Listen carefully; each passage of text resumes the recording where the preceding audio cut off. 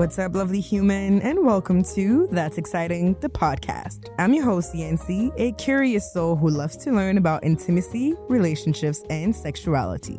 I am also a bachelor in interdisciplinary studies in sexuality. I wanted to start the episode with some updates and news. The podcast is going to be dropping every 2 weeks from now on. That is due to work and university, as I want to bring as much knowledge as I can to the podcast and also maintain the production quality of these episodes.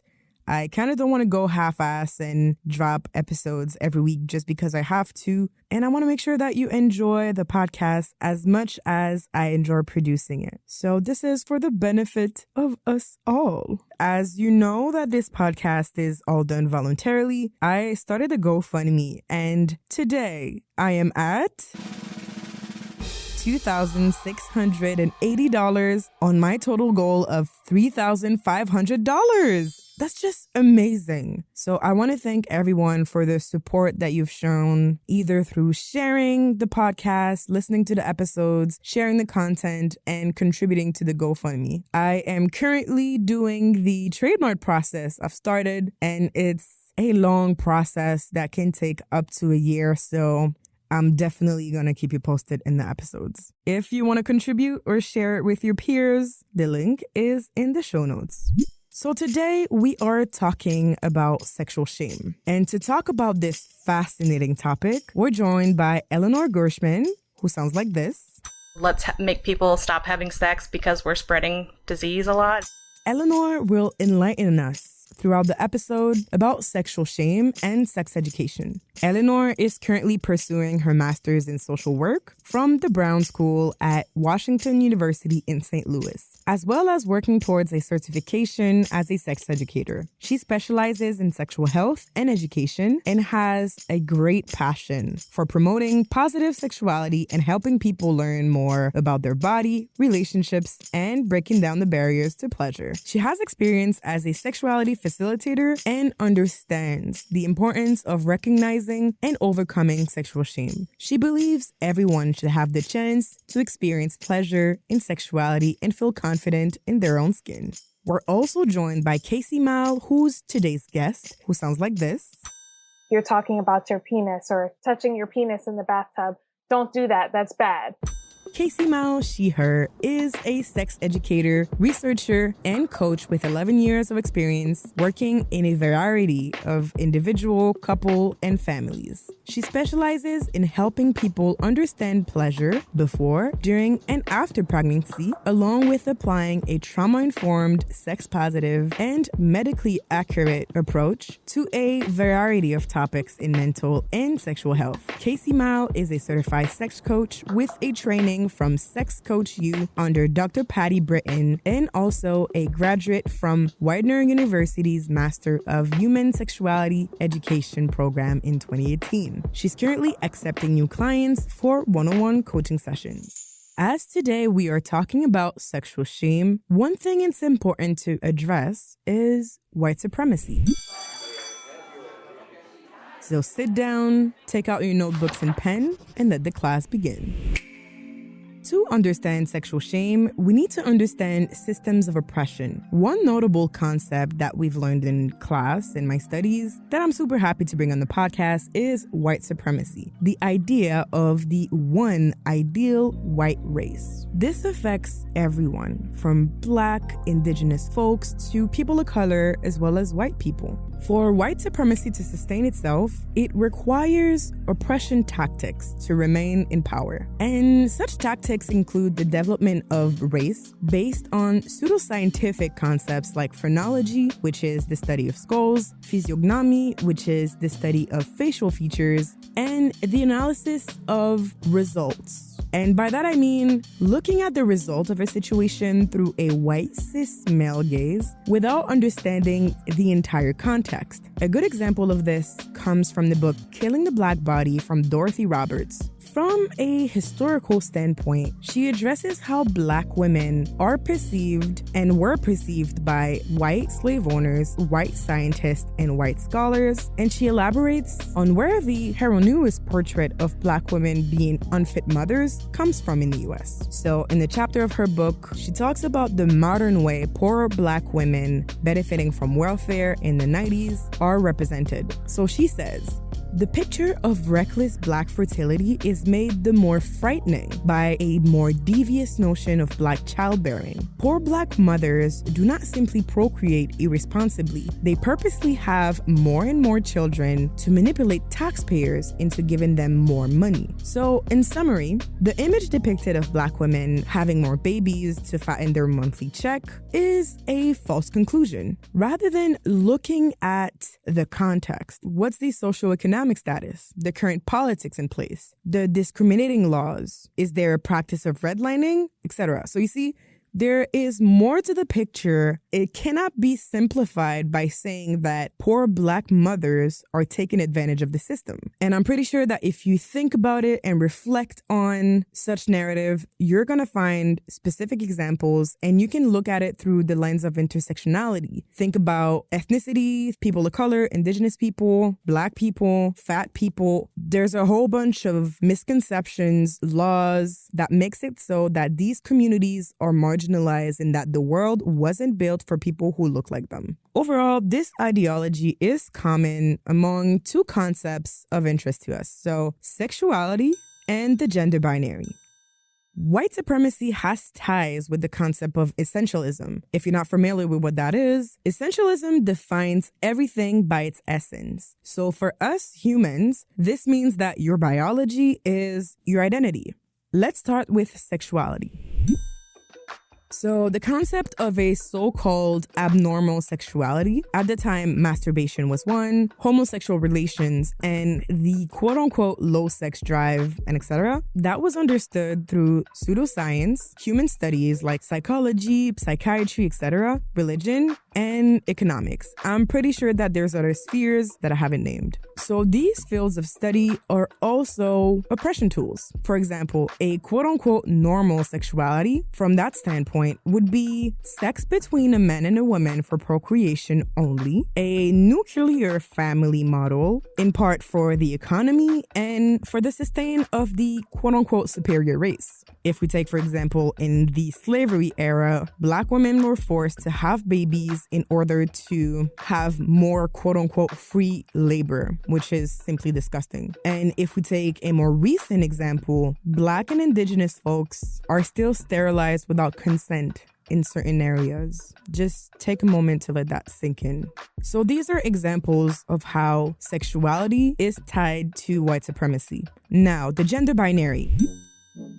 Basically, that is the notion that your sex that was assigned to you at birth is your identity. So if you're born with a penis, you're a man, and if you have a vulva, a uterus, and a vagina, you're a woman. And for this one, I'm gonna let my dear friend Maya, that was on the episode number 4 called Gender versus Sex, explain the difference. Also, if you want to hear the whole episode, it's really good, so go check it out.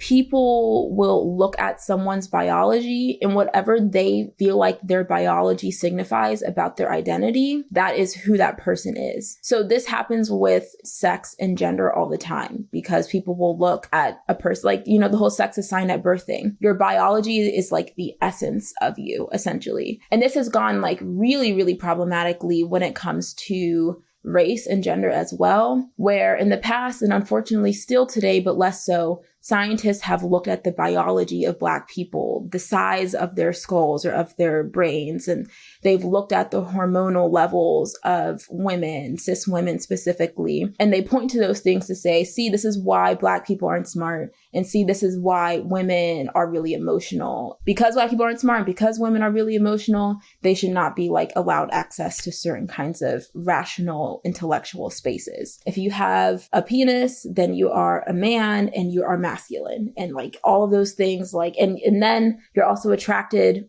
to femininity because that's the opposite of what you are. And so you need the opposite present in your life. It's like all of those things are just assumed to line up But I read this fascinating research article that's like, not only is it the case that most people have a mix of masculine and feminine kind of personality, characteristics, behaviors, interests, etc. This is also true at the neurological level and the physiological level. So it's actually the case that most people have a mosaic of traditionally masculine and feminine parts of their brain. So there's no one brain that only but majority of brains exhibit some mixture of masculine characteristics and feminine characteristics. And that's also true in our psychology. So psychologically, there's typically some sort of mix of masculine and feminine characteristics. And so that comes out in our personalities, in our interests, and things like that. So overall, the notion of quote-unquote normality in sexuality and gender expression, we can see serves and is kind of tied to white supremacy. For example, if you fit outside of the binary, you're something to either fix, ostracize, and or punish. And we can see that a lot on the political sphere today. Now that we've covered the basis, let's further our exploration with Eleanor and Kaci.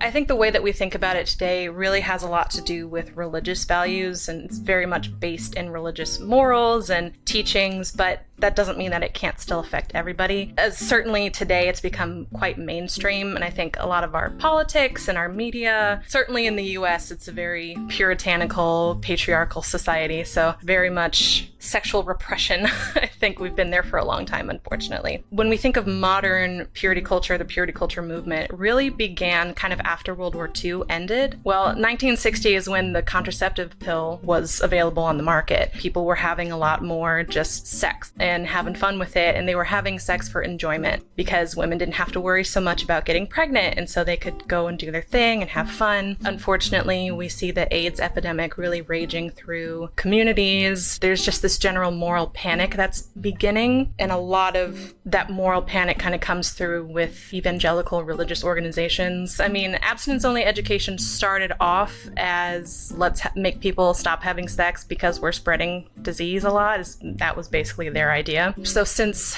1981, I believe, since then the government has spent $2 billion on abstinence-only sex education in the US. When you say purity culture and the impact that that has, we see the homophobia, transphobia, and the impact that this has, thinking about for Black trans women being murdered at a disproportionate rate. That's not coming from nowhere. If we don't get to those root causes, homophobia, transphobia, even racism and classism, we're really not going to make a positive impact.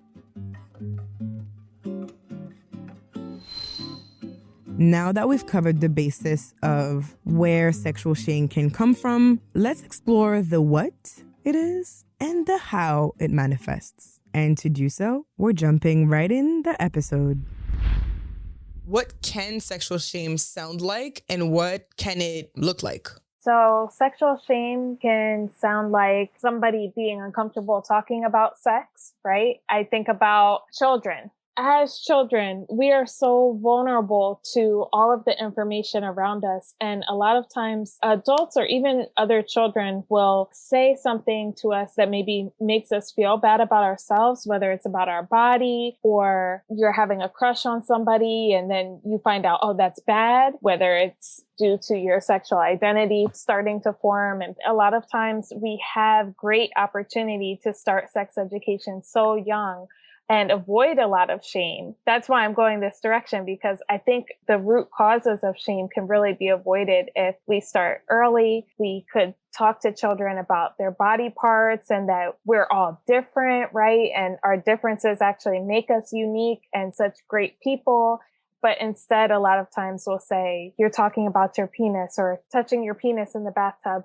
Don't do that. That's bad. And it goes on and on and on. And of course, as we're adults, we might have difficulty connecting with others. We might be insecure, whether it's about our body image, our sexual identity, our sexual self-image, how satisfied we are with sex. We have all these ideas of what we should be doing. You might hear me say that a lot because that is a lot of where this comes from, and on and on and on. So those are some things I think about when we talk about sexual shame. If we elaborate a little bit on the sex ed for younger people, I feel like there's a lot of adults that are really uncomfortable having these discussions, probably because the conversation that they had was either non-existent, really uncomfortable in itself also, or it can be a tricky subject if you don't feel like you have the tools or resources. So when you talk about sexual education for children, what would you see by parents and also in school? A lot of adults, we don't even know where to start because of what you said. We've had the same experiences, most of us, as children. It's either non-existent or we've been shamed ourselves and we're working through our own shit. So how do we not recreate that with the young people around us, whether it's our own children, whether it's people in our family, our friends' children? I would say starting with getting that basic knowledge is really important so you can feel more confident talking about it. There's an amazing website. It's called Sex Positive Families. And I would really encourage people to check that out because it has so many different resources that makes it so easy to look up whatever you want to know about sex and how to talk about it within a family setting. If you don't want to take that step that far, even just talking to young people about the correct name for their body parts can go a huge, long way. Not being afraid to say things like, we're in the bathtub, we're going to wash your vulva, or you have a penis, you have arms and legs, right? We talk about every body parts except for, oh, your wee-wee, your bum-bum.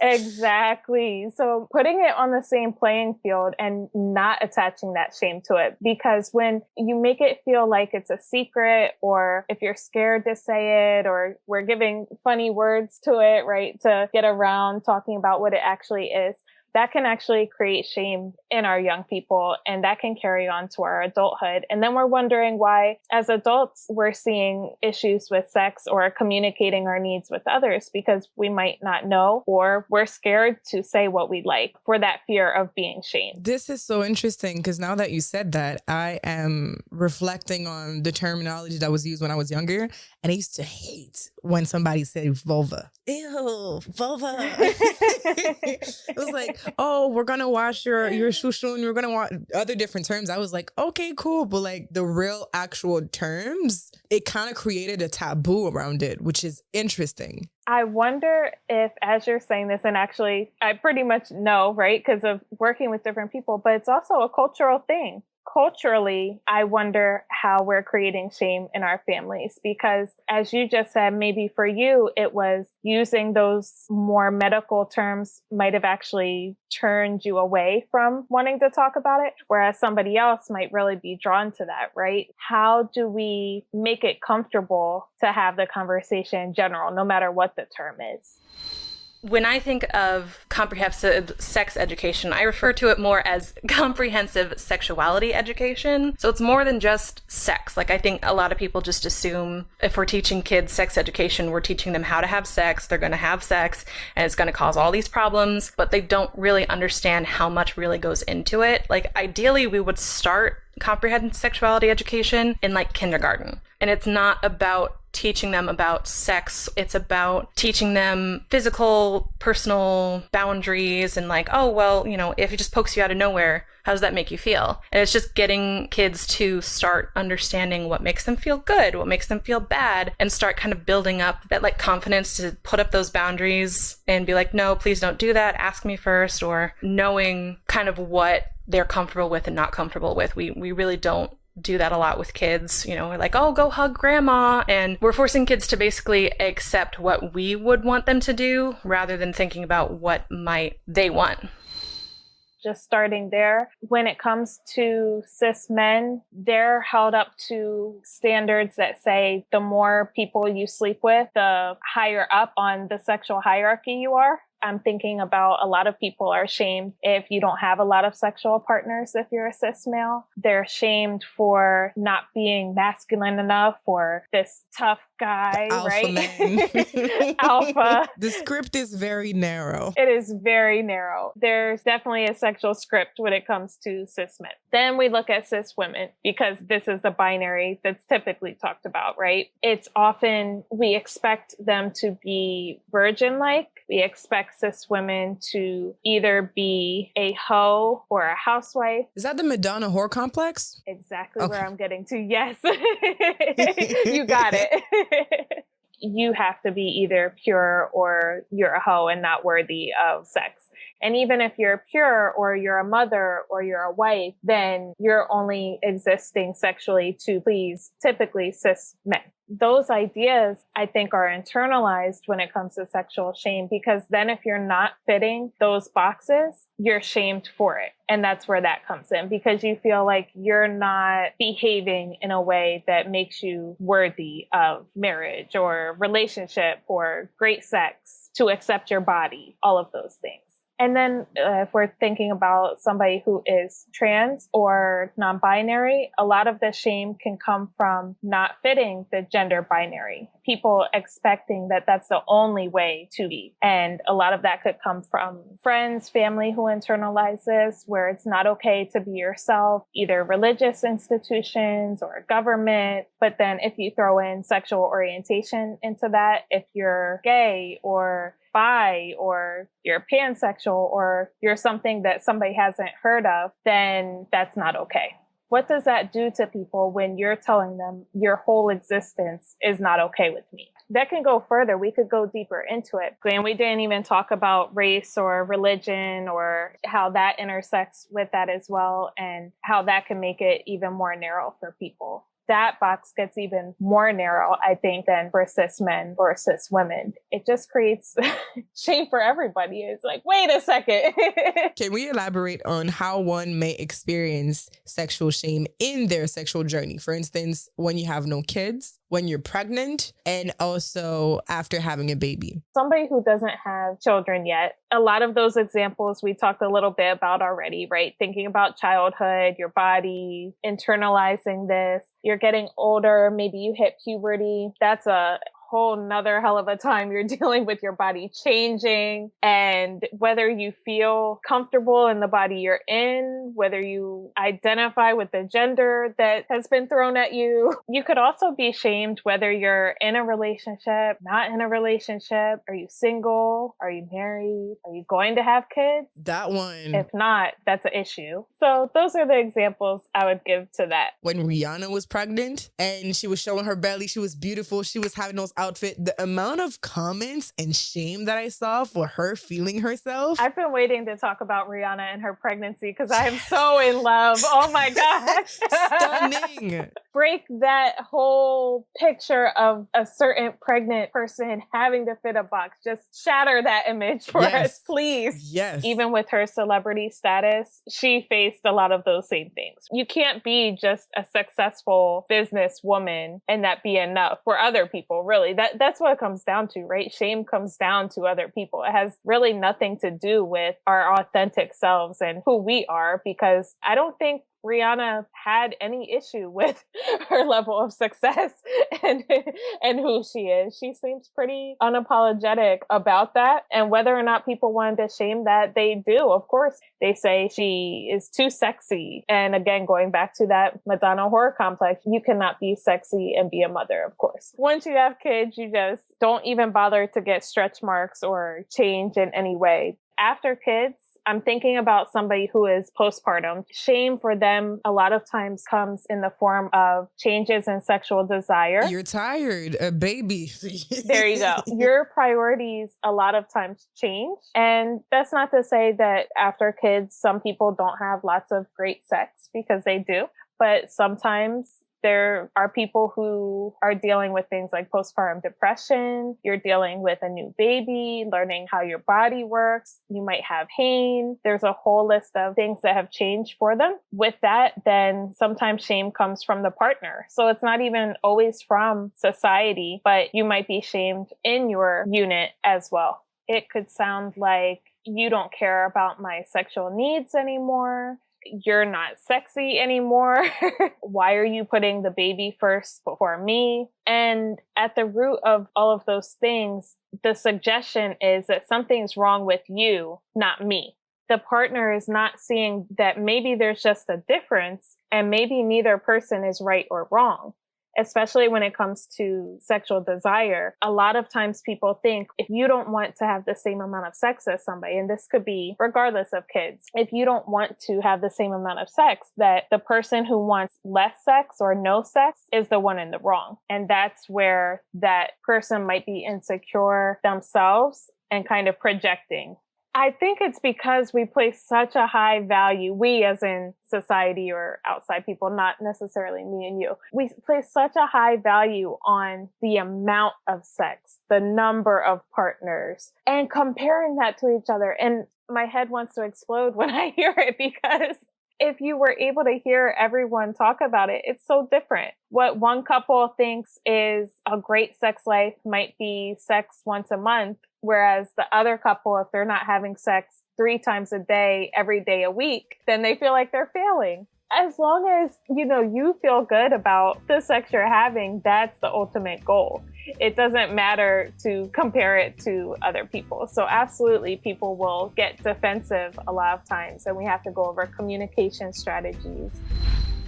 I wanted to jump in to offer more clarification on what was said. So the difference in sexual desire, there's nothing wrong with that. If you and your partners have a difference in your sexual desire, that's absolutely okay. What I wish to bring nuance on is how this is brought up. If it's brought up in a criticism way, you don't care about my needs, you care more about this, then your partner is most likely not going to want to have the conversation, either closing up or this is going to start an argument. And that in itself, you're not advocating for your needs and what you would like. There's a way to bring conversations up, and it's through the I statement. So for example, I love our sex life and I feel like we haven't had sex in a while. Can we talk about this? Or I'd love for us to connect more sexually. How are you feeling about that? This is letting your partner or partners know that you want to connect with them sexually, and it opens a conversation. Your partner is much more likely going to be open to this conversation if you talk with I statement and don't criticize them. And these conversations are super important to have. Communication is very important, and I think that's a point that I've drawn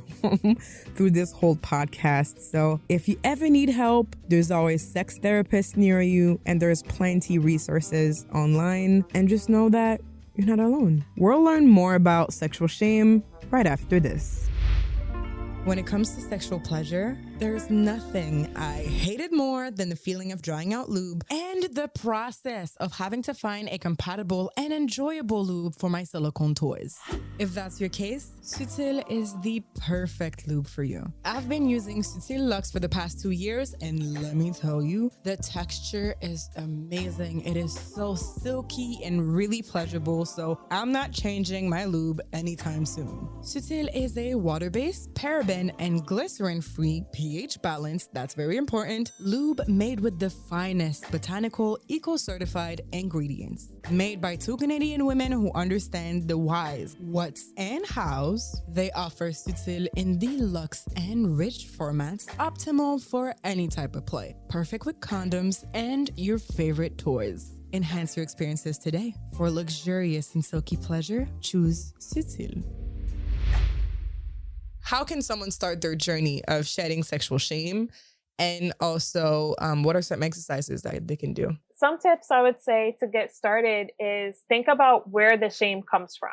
It might start with having to do a lot of self-reflection, journal or meditate, take a walk, and really think about what is the source of that. Is it that it came from a church that you went to? Is it coming from your family, from your partner? Is it a social media page that you follow that is just not serving you anymore? Whatever that source of shame is, once you figure that out, that's easier said than done, especially if we're talking about families, if we're talking about friends. That can be really difficult because you might not have access to giving it up at that moment or feel like you don't. When you can, really try to brainstorm how you're going to move away from that source of shame. Move towards people that make you feel good about that potential and pleasure and happiness, and you feel it. When you're reflecting on this, feel the difference in your body. So when you're thinking about that source of shame, notice how you feel. Do you feel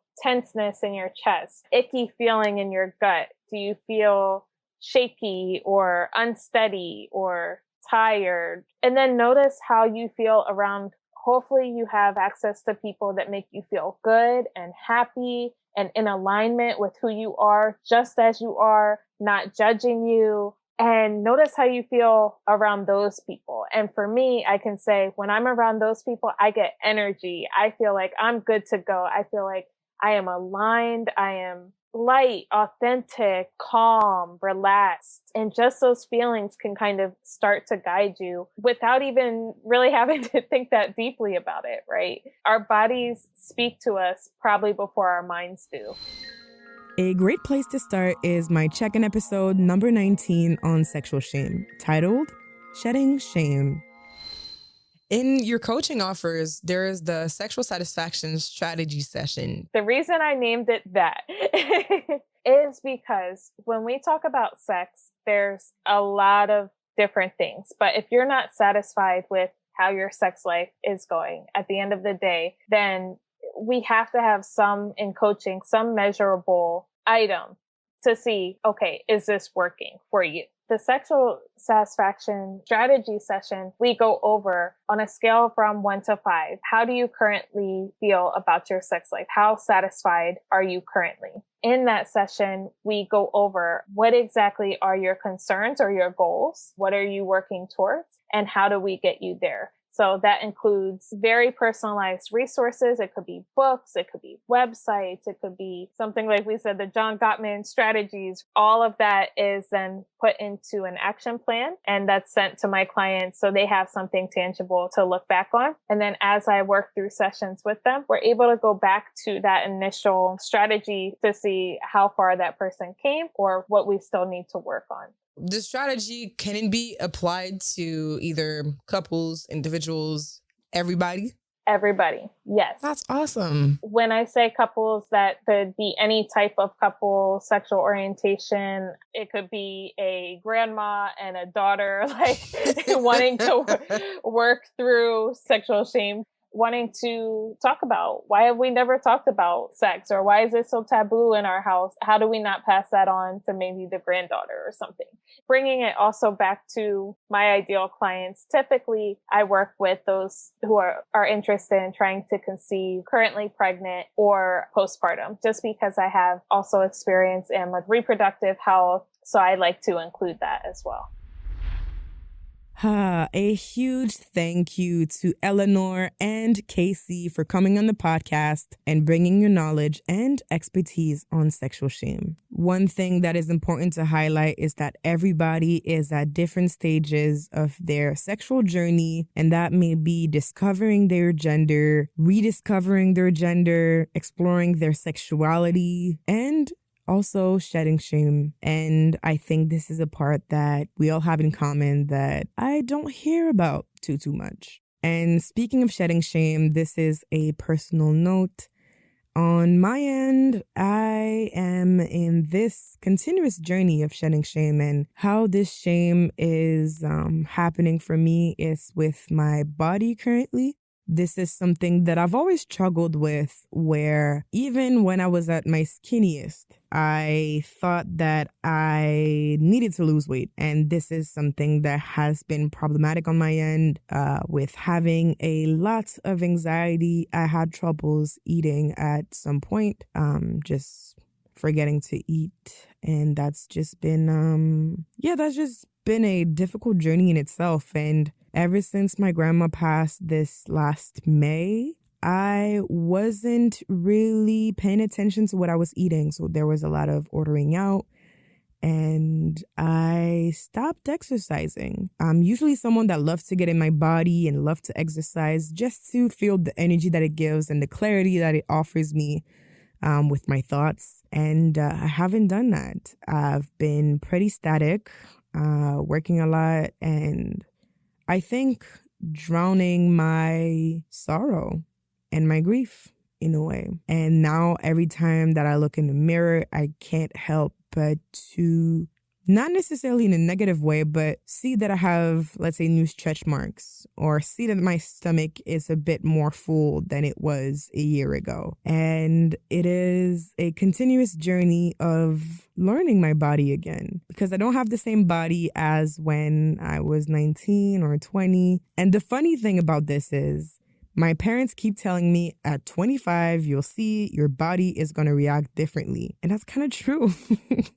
I feel like I am going through an adult puberty in a way, where my knees hurt when I wake up and where my metabolism is not the same. And that's completely okay. I'm learning every day to embrace where I'm at in this journey, letting space for days where I feel like shit and I just want to do whatever, and other days to live through that confidence and that extra boost that I have. But this has been a difficult journey of mine, and I think that's linked with sexual shame, because my weight makes me feel unattractive and doesn't make me want to have sex as much. I think I'm realizing that. I feel self-conscious, and there's like jiggles that I've never felt before. So in itself, that's a journey where I'm learning to love myself, and I'm learning to discover new things about myself. But all this to say that we're all on our journey and our path, and whatever I was dealing with at 19, because I'm pretty sure I was dealing with a lot of sexual shame that I didn't really unpack back then. I've addressed most of it, but there's always something that comes up, I guess, especially with the messaging that society tells you, where being fat or having a little bit more body weight is deemed as unattractive. That's absolutely not true. So that's where I'm at in my journey. Where are you at? If you want to start questioning and start reflecting on those questions, I highly recommend my last episode, the check-in episode on shedding shame. This is an exercise that I did, and I've learned a few stuff, and I think that will be valuable for you too. Anyways, we are at the end of the podcast, and as usual, I hope that you found value in what I offered today. And yeah, we're at that part. Leave a review and rate the podcast. This is like your YouTube like, comment, subscribe, aka the content creator currency. This really helps me know what I have to improve on, and also know what type of content you like and where to aim my arrow of sexual explorator, I guess. I don't know what that was. Also, share the GoFundMe with your grandma, your grandparents, with your parents, with your boo, with his brother, sister, everyone. Let's reach the goal of $3,500, and everything is explained on how the funds are being intended to be used on the GoFundMe. So go check that out. And as I said in the beginning, I am in the trademark process, which takes up to a year. And I can't wait to keep y'all updated, because this is just surreal. On this note, I will see you in 2 weeks. Take care of yourself and your loved ones. And in the meantime, stay curious, because that's exciting. That's exciting, yeah, yeah. Before we leave, on production team, recording, editing, and sound design by yours truly, myself, Yancy. Special thanks to Jane P for her assistance on production. The official That's Exciting anthem by Calder Nash. The amazing vocals on the track by Mel Pacifico. That's all for today's episode, and until next week, stay curious, because that's exciting. Baby, come inside me. Oh,